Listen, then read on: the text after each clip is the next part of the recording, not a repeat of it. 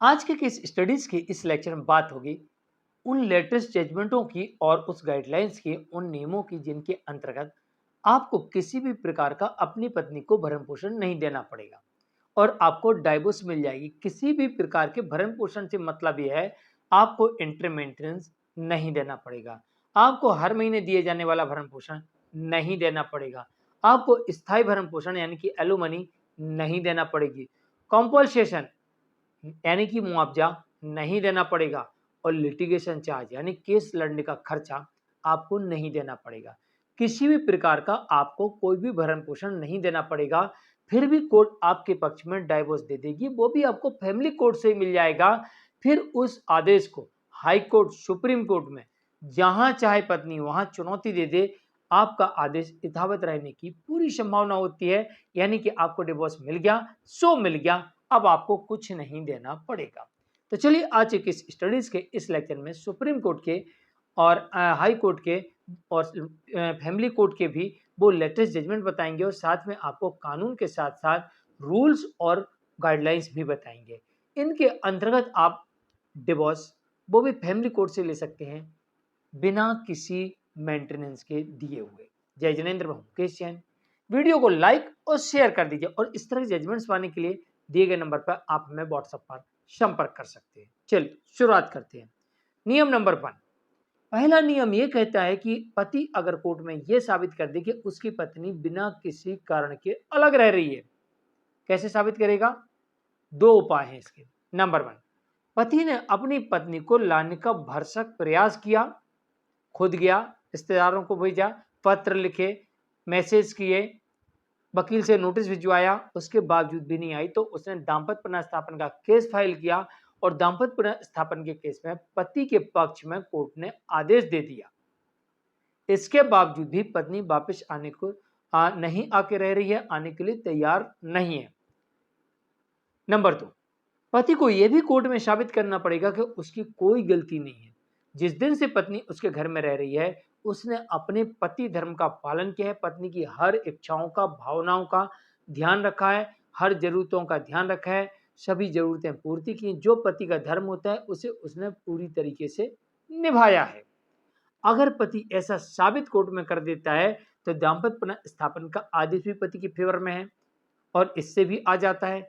दूसरी तरफ ये पति ने साबित कर दिया कि पति की कोई गलती नहीं है, यहां पर पत्नी की ही गलती है या पत्नी बिना किसी कारण के अलग रह रही है, तो फिर ऐसी स्थिति में आपको चारों प्रकार के मेंटेनेंस नहीं देना पड़ेगा। ऐसा हो सकता है और आपको डिवोर्स वो भी फैमिली कोर्ट से मिल जाए और इस आदेश को पत्नी हाई कोर्ट, सुप्रीम कोर्ट में चुनौती दे दे तो यह आदेश में परिवर्तन होने की कोई संभावना नजर नहीं आती।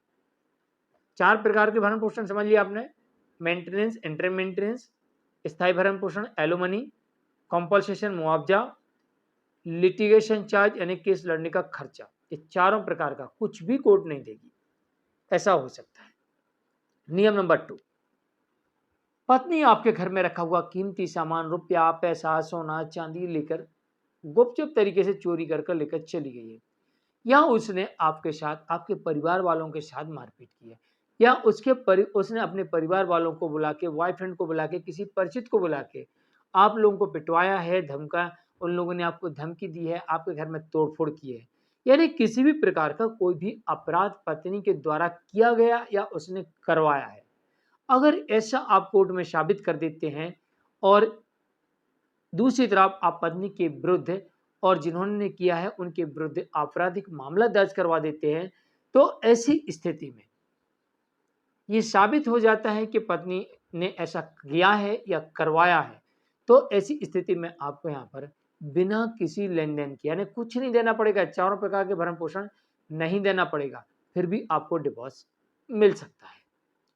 नंबर 3, आपके और आपके परिवार के ऊपर, रिश्तेदारों के ऊपर झूठे आरोप लगाकर झूठे केस किए हो तो पति के पास में एक रास्ता बन जाता है कि वो ऐसी पत्नी से डिवोर्स ले सकता है इस ग्राउंड पर कि उसने जो मेरे ऊपर, मेरे परिवार के ऊपर आरोप लगाए जिससे हमें मानसिक क्षति पहुंचती है, मानसिक पीड़ा पहुंची है, आर्थिक नुकसान हुआ है, समाज में छवि खराब हुई है, अगर ऐसा पति कोर्ट में साबित कर देता है तो इन परिस्थितियों में ही पत्नी को चारों प्रकार के भरण पोषण देने से कोर्ट इनकार कर सकती है और साथ ही आपको डिवोर्स मिल सकता है और हो सकता है इसमें म्यूचुअल डिवोर्स हो जाए, क्योंकि पत्नी ने जो आरोप लगाए हैं वो आरोप वो साबित करने में सफल नहीं हुई, आरोप साबित करने में विफल हुई। तो ऐसी स्थिति में आप उससे उसके ऊपर मानहानि का केस भी कर सकते हैं, डिवोर्स का केस भी कर सकते हैं और साथ में आपराधिक मामला दर्ज करवा के उसे जेल भी भिजवा सकते हैं, जुर्माना भी लगवा सकते हैं। तो इन परिस्थितियों में हो सकता है कि आपको एक पैसा ना देना पड़े और आपका म्यूचुअल डिवोर्स भी हो सकता है। नंबर 4,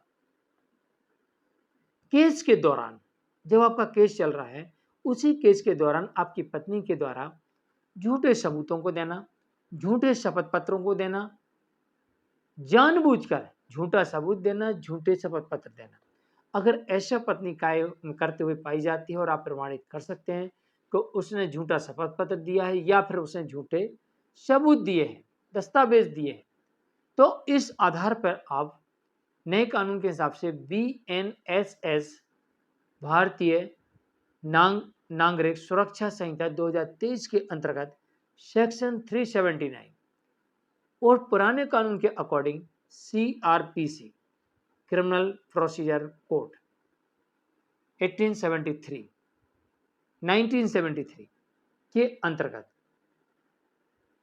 340 सेक्शन लगा सकते हैं और यहाँ पर इसके विरुद्ध एक आपराधिक मामला, देने वालों के विरुद्ध एक आपराधिक मामला दर्ज करवा सकते हैं।